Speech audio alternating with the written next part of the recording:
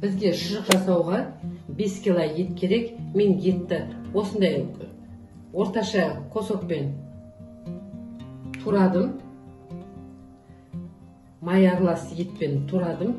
Енді тұз, бұрыш салып, татымына қарай араластырып, жақсылап араластырдым да, бір күнге салқын жерге қойып қойдым. Енді бүгін күрішті салқын сумен жудым, пісірмейміз. 1,5 кесе, кішкентай кесе 1,5 кесе саласыз, күрішті көп салмайсыздар. Чеснокты 5-6 дана чеснокты қолмен ұсақтап кесеміз. Енді жақсылап мына араластырамыз қолымызбен.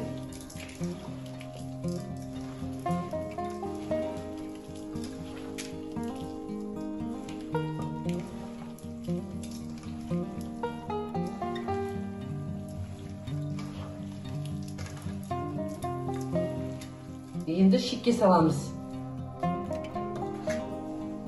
Енді етімізді шекке салуға бізге сиырдың ашы шейі керек болады. Мен шекті жуып, сосын осы жылтыр жағын сыртына қаратып айналдырдым да, тұзды молырақ салып, араластырдым да, бір күнге қоя тұрдым.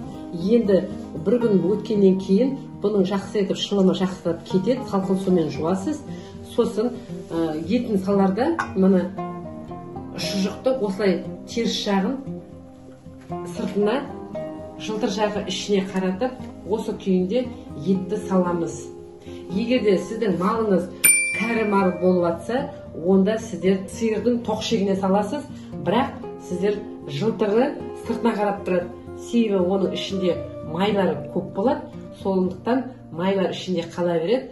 Жақсылап итеріп, салып, етіңізді салып, айналдырасыз, саласыз шұжық қылып. Енді шекті аламыз. Ұзындау болса, ортасынан қазір кесіп тастаймыз.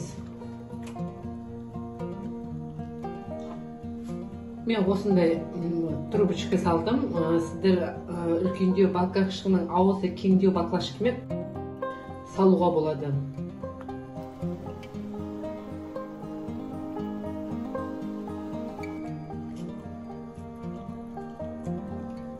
Ал кеттік. Өшеден, до конца өшегеден апарасыздар, мына.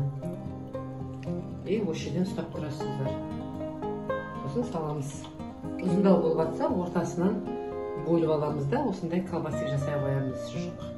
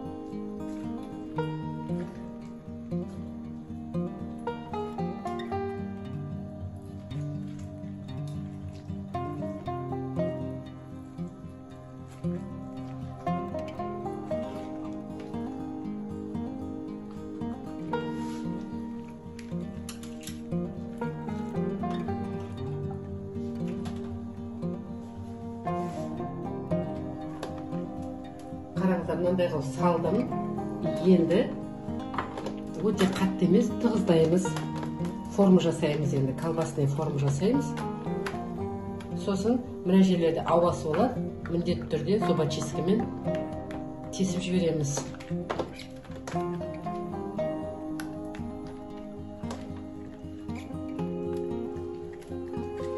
Осындай көлемде жасаймыз колбасаны. Қайталап көрсетіп жіберейін. Жақсылап тығыздаймыз. Мұны воздухын көріп тұрсыздар ғой. Соған дейін қатты тығыздаймыз.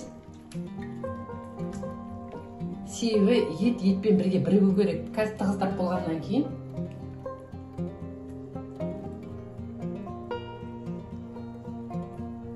байлап тастаймыз.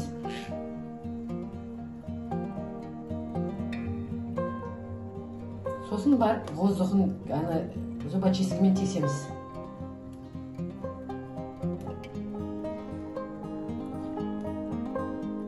Мықты тығыздайсыздар.